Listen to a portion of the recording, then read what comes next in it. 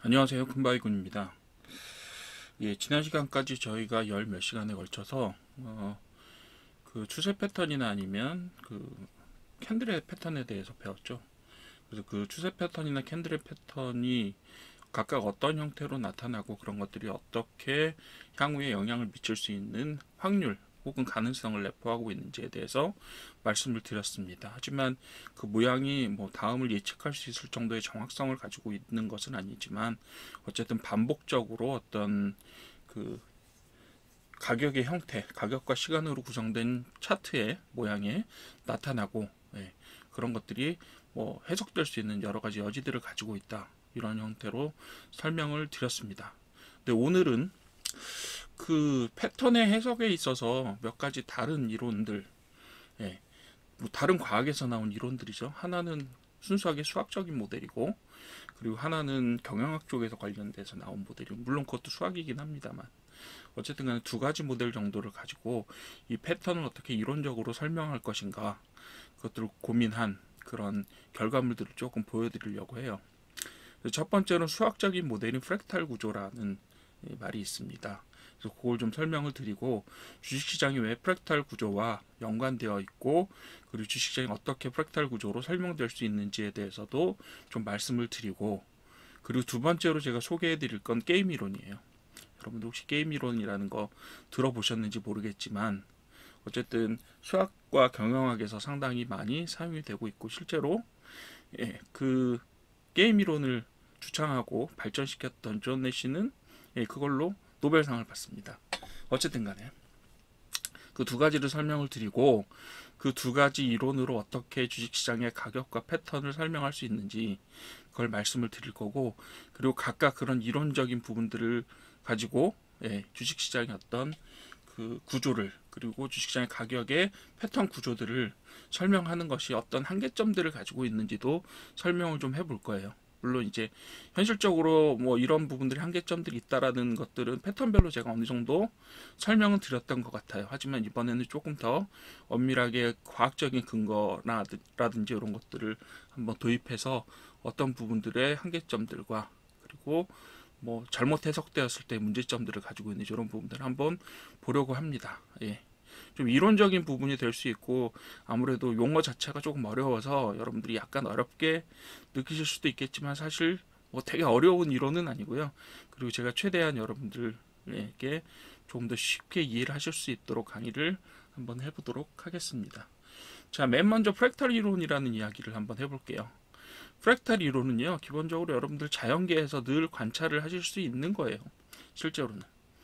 원래 프랙탈 이론은 뭘 하려다가 시작이 된 거냐면, 오른쪽에 보이시죠? 영국이라고 하는 나라의 해안선을 어떻게 잴 것인가, 해안선의 길이를 어떻게 만들 것인가에 대한 그 고민에서 시작을 했어요. 원래 이제 망델브로라고 하는 수학자가 있었는데, 그 사람이 사이언스지에다가 맨 처음 1967년인가 그때 기사 혹은 논문을 하나 발표합니다. 그게 뭐냐면, 그 해안선이라든지 이런 것들은 잴 때 어떤 크기의 자를 사용하느냐에 따라서 길이가 달라진다라고 이야기해요. 해안선의 길이는 일정하게 정해진 거 아니에요? 이렇게 질문하실 수 있겠지만, 한번 오른쪽에 그림들을 봐주십시오. 예를 들면 엄청 길게 생긴 이런 한 100km, 200km쯤 되는 긴 자를 가지고 영국의 해안선을 길이를 측정한다고 해봅시다. 자의 길이가 일단 길기 때문에요.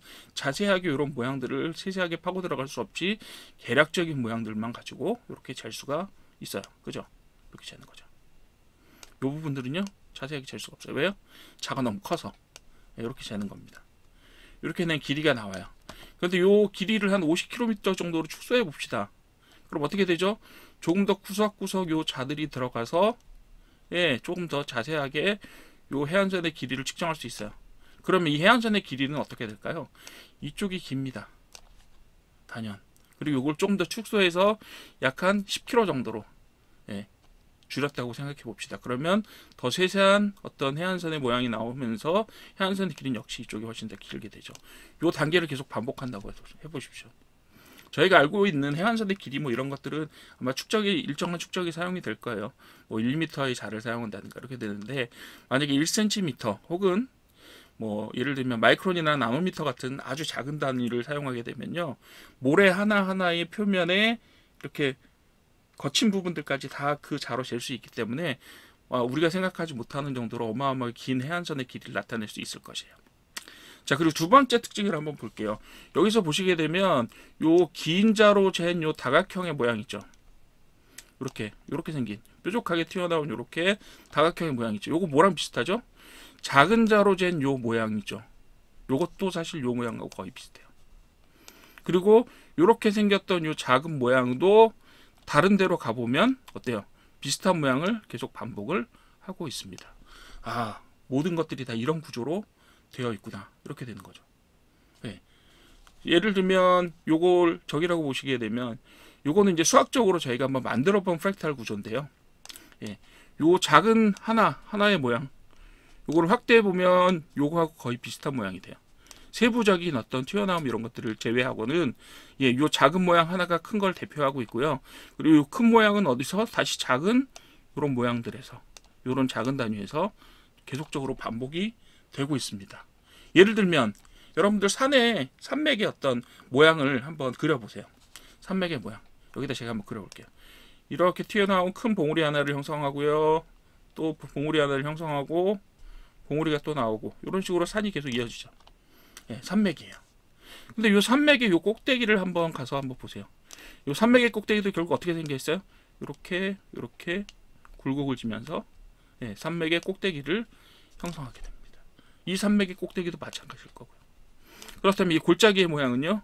골짜기의 모양도 여기에서 골짜기의 모양을 확대하면 이 모양과 이 큰 골짜기의 모양이 거의 일치하게 됩니다. 이런 게 프랙탈 구조예요. 예. 그래서 그걸 구성하는 요소라고 구성하는 방법, 이런 것들을 프랙탈 구조라고 말합니다. 예. 한번 문자적으로 설명한 걸 한번 보시죠. 좀 더 정리가 잘 될 거예요. 이런 걸 보고 프랙탈이라고 부른다. 자연현상이다. 크게 보면 크게 볼수록 작게 봤던 모양의 큰 패턴이 반복되고요. 연속적으로 존재한다. 이런 식으로 이야기할 수가 있게 되는 거죠. 자, 프랙탈 구조는요, 번개의 전파. 번개 어떻게 되죠? 위에서 하나 치고 갈라지고 다시 갈라지고 이런 식으로 되죠. 그리고 강과 지류의 모양도 결국 번개에 치는 거 있죠. 이런 것들 그림을 그려놓고 나면 이게 강과 지류의 모양하고 똑같이 일치해요. 이런 형태로. 그죠? 구름의 모양도 마찬가지예요. 조그만 구름의 모양을 사진을 딱 찍어놓고 요 모양, 이렇게 구름이 붕괴 있는 모양 있죠? 요 모양을 확대해 보잖아요. 그러면 큰 거하고 모양이 똑같아요. 그런 것들을 이야기하는 겁니다. 물론 똑같다라는 것보다는 굉장히 큰 유사성을 가지고 있다라고 말하는 것이 좀 더 정확한 겁니다. 수학적인 엄밀성으로 따졌을 때는 요거는 반복해요. 동일한 모양. 하지만 자연계에 일어나는 건 어때요? 동일한 것을 반복한다. 똑같은 모양이라고 하기보다는 어때요? 비슷한 모양들, 유사한 유사성을 가진 것들이 지속적으로 반복돼서 일어나죠. 작게 하거나 크게 하거나. 그런 식의 이야기들을 뭐라고 불러요? 프랙탈 구조라고 부르는 겁니다. 자, 전체를 부분이 여기서 산맥의 형태와 같이 부분이 전체를 반복하는 형태, 즉 시야를 축소하거나 확대해도 이걸 보고 뭐라고 부르냐면 저희가 분석의 단위라고 불러요. 분석의 단위. 즉 여기서 100km를 썼느냐, 여기에 50km 썼느냐, 10km를 썼느냐, 요거에 따라서 분석의 단위가 달라져도 어때요? 동일한 형태, 유사한 형태가 반복되는 특성을 가지고 있다. 이걸 보고 프랙탈 이론이라고 부릅니다. 자연계의 모든 현상들이 다 이런 식으로 설명이 가능하다라고 하는 거예요. 그래서 프랙탈은 어떤 구조를 가지고 있냐면 자기 유사성하고 순환성이라는 걸 가지고 있어요. 자기 유사성과 순환성. 그건 뭐 학문적으로 이미 밝혀진 얘기니까 요거에 대해 설명하자면 또 제가 한참 또 설명을 드려야 될 거니까 이런 성질을 가지고 있구나 정도로 이해하고 넘어가시면 됩니다. 자, 자기 유사성과 순환성이라고 하니까 제목이 좀 어렵죠. 말이 좀 어렵잖아요. 자기 유사성이 뭐야? 자기 유사성? 내가 나하고 유사하지. 이렇게 얘기할 수 있잖아요. 그렇지만 이게 뭐지? 무슨 뜻이지? 라고 생각을 하실 수도 있고, 순환성은 어느 정도 알 것 같아요. 그죠? 근데 순환성이란 말보다는 우리나라에서 그 원래 영어 단어의 의미를 우리나라 말로 정확하게 번역하기라는 게 쉽지 않은 일이잖아요. 물론 번역기 요즘에 잘 나오고 그렇지만 어쨌든 자기가 가지고 있는 원래의 의미들을 잘 번역하기가 어려운데, 순환성은요, 순환성이라고도 부르기도 하고 리커시브니스라 그래서 요거는 재귀성이라고 부르기도 하고 그래요. 근데 리커시브니스라는 거는 보통 저희가 인공지능에서도 많이 활용을 하는데요. 인공지능에서도 많이 활용을 하는데, 그걸 보고 저희가 뭐 예를 들면 순환신경망이라는 신경망을 활용하는 방법이 있어요. 여러분들 무슨 딥러닝 이런 데 보시면, 딥러닝 같은 건 이미 들어보셨을 것 같은데, 딥러닝 같은 경우는 어떠냐면 신경망을 사용한, 인간의 신경망을 묘사한, 되게 복제한 것처럼 인간의 신경망을 모사했다고 하죠. 그런 신경망으로 이제 그 프로그램을 신경망처럼 동작하도록 만들어서 그것을 통해서 학습을 이루어지게 하는 그런 방법이에요. 여러분들이 잘 아시는 챗GPT 같은 경우에도 그런 단순한 신경망, 인간의 뇌세포를 모사한 그런 신경망들을 어마어마한 크기로 그리고 어마어마한 개수로 모사한 다음에 거기에다가 인간과 비슷한 형태로 학습시키는 방법을 통해서 사람하고 비슷한 혹은 사람을 더 뛰어넘는 대답을 만들어내기도 하죠. 이게 전부 다 사람의 신경을 연구하고 그것을 어떻게 프로그램으로 재현할 것인가 라는 고민에서 나온 거죠. 그리고 그 프로그램으로 재현하는 것을 도와주는 게 바로 여러분들 좋아하시는 엔비디아의 GPU 같은 것들이 그런 것들을 도와주는 시스템입니다. 그것들을 가능하게 해주는 그런 시스템들이에요. 그래서 그런 것들을 순환성이라는 부분에서 사용을 하는데, 보통 순환성이라는 부분들은 어떤 경우에 많이 사용이 되냐면, 신경망의 기술을 어디다 쓰느냐 하면 시간에 따라서 배치된 데이터, 즉 시계열 데이터를 분석하는데 순환이라는 방법을 사용합니다. 그거는 좀 주제에서 벗어난 얘기이긴 하지만 어쨌든 그렇게 사용한다, 이렇게 보시면 되겠고요. 자기 유사성은 뭐냐면요, 아까 처음에 말씀드렸던 부분하고 똑같아요. 전체가 부분과 유사하게 반복되는 성질을 자기 유사성이라고 합니다. 즉 어떤 그림을 확대하더라도 그 확대한 그림의 안에는 전체의 그림과 유사한 패턴이 녹아들어 있다, 이렇게 보시면 돼요. 그리고 순환성은 뭐예요? 동일한 규칙들이 계속해서 반복돼서 구조가 무한하게 만들어지는 거. 그죠? 작은 것들이 작게 만들어도 큰 것들을 반복하고요. 작은 것들을 관찰한 다음에 그것들을 큰 것에, 큰 그림, 큰 주기에 대입했을 때도 유사한 패턴이 나타나면서 계속해서 그 패턴들이 유사한 형태로 반복된다라고 하는 걸 순환성이라고 부르는 거예요. 자, 그러면 이렇게 프랙탈 구조라고 하는 이야기를 제가 했는데, 프랙탈 구조가 과연 주식시장하고는 어떤 관련이 있지? 근데 아마 주식 조금 많이 접해본 분들은 이미 어느 정도 감을 잡으셨을 거라고 저는 생각을 합니다. 왜냐하면 늘 그렇게 얘기하잖아요. 주식시장의 어떤 패턴은 반복적이고, 패턴이라는 거는 또 어때요? 좀 작게 분석을 해도 패턴이라는 게 유사하게 나타난다. 그렇기 때문에 크기의 문제는 중요하기도 하지만 그것들을 크기의 문제를 줄이거나 늘린다고 하더라도 패턴의 분석의 방법 자체는 크게 변하지 않을 수도 있다. 뭐 이런 것들이에요. 그래서 제가 지난 시간에 패턴들을 여러 가지를 이야기하면서 크기의 문제들을 말씀을 드렸어요. 근데 그 크기라고 하는 것들을 분석의 단위라고 하죠. 저희가 한 번에 보는 어떤 차트의 모양들을 줄이거나 늘린다고 해도 패턴의 분석 방법이 달라지나요? 비슷하게 분석할 수 있어요. 유사하게. 그런 것들이 이제 프랙탈 구조를 기반으로 한 어떤 패턴 분석의 응용이라고 볼 수가 있겠죠. 자, 다음 장 보시죠. 주식시장의 프랙탈적인 특징을 한번 알아보도록 할게요. 자, 자기 유사성하고 순환성 이야기를 말씀을 드렸었죠. 그런 성질들을 가지고 있기 때문에 주식시장이 어때요? 프랙탈 구조와 유사하다. 다른 자연계의 현상들처럼 이렇게 되는 거죠. 자, 그러면 어떤 유사성을 가지고 있는지 한번 봅시다. 시간 프레임에 따른 자기 유사성. 여기 좀 어려운 말들이 몇 개 나왔는데요. 시간 프레임이라고 하는 말이 나왔어요. 시간 프레임 어렵잖아요, 여러분들. 어떤 거냐면, 시간 프레임이라면 여러분들이 보시고 계시는 틱 단위의 봉, 그리고 초 단위의 봉, 분봉, 일봉, 그리고 주봉, 월봉, 연봉, 이런 것들을 하나의 시간 프레임이라고 이야기해요. 그래서 일간 차트에 보이는 상승과 하락의 패턴이 어디에도 나타나요? 주간 차트에도 비슷하게 나타납니다. 일간 차트를 보거나 주간 차트를 보거나 비슷해요. 그죠? 모양이.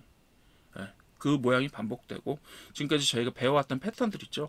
그런 패턴들이 일봉에도 보이고요. 분봉에 들어가서 볼 수 있고, 그리고 월봉이나 연봉 크게 보면 연봉 자체는 너무 크기 때문에 사실 패턴이 나타날 수 있는 여지들이 크게 많지는 않지만 여러분들이 생각해 보세요. 한번 분봉하고 주봉 차이가 얼마나 되죠? 예, 분봉이 시간이 몇 분이에요? 60분이 1시간이잖아요. 그게 그래서 하루가 보통 한 300분 정도?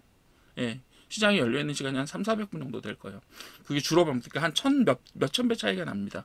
근데 어쨌든 간에 주봉이건 분봉이건 비슷한 패턴이 확대해보면 다 비슷한 모양이에요.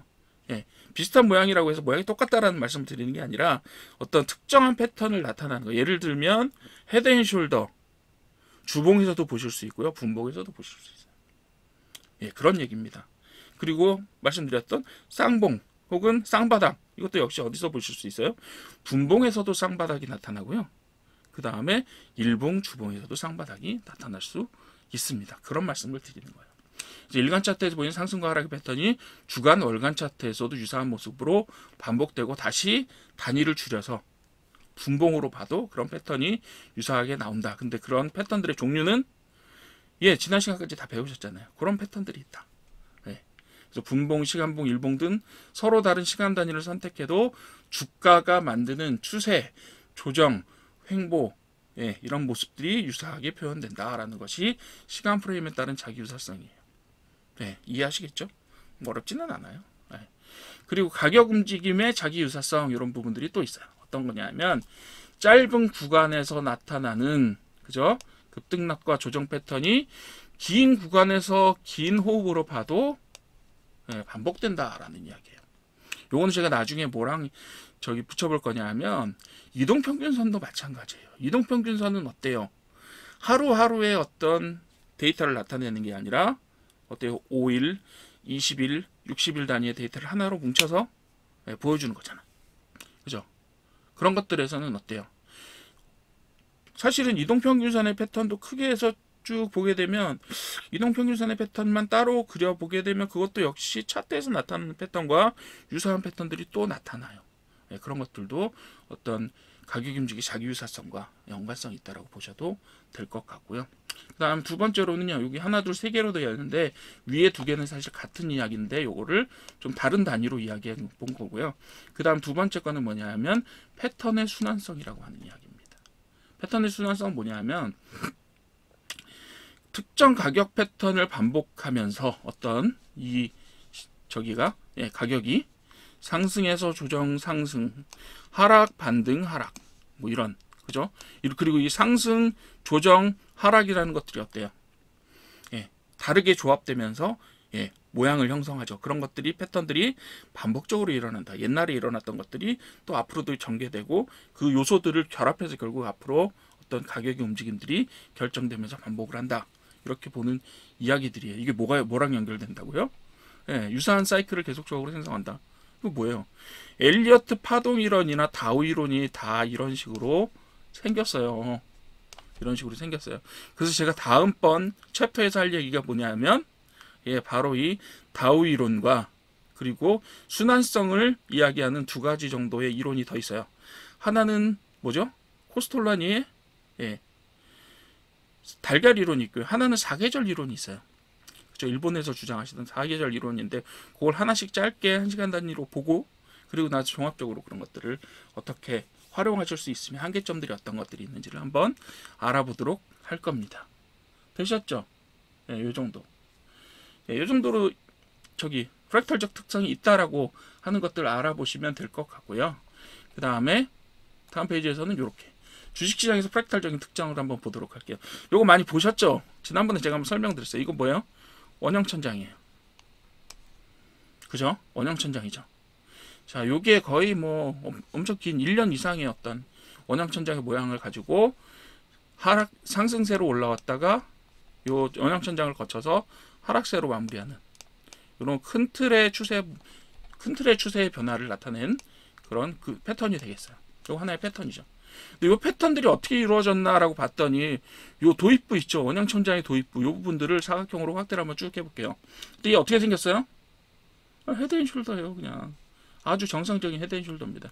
얘를 딱 갖다 놓고 그림을 떼어다가 아 요거 헤드앤숄더입니다라고 설명해도 문제가 없어요. 근데 문제는 헤드앤숄더를 마치고 나서 하락세로 끝나는 게 아니라 조정이나 약간의 상승이 더 나타나게 됐다라는 점이 조금 다르긴 한데 어쨌든 그렇습니다. 모양은. 그리고 요 부분들을 확대해봐도 헤드앤숄더. 네.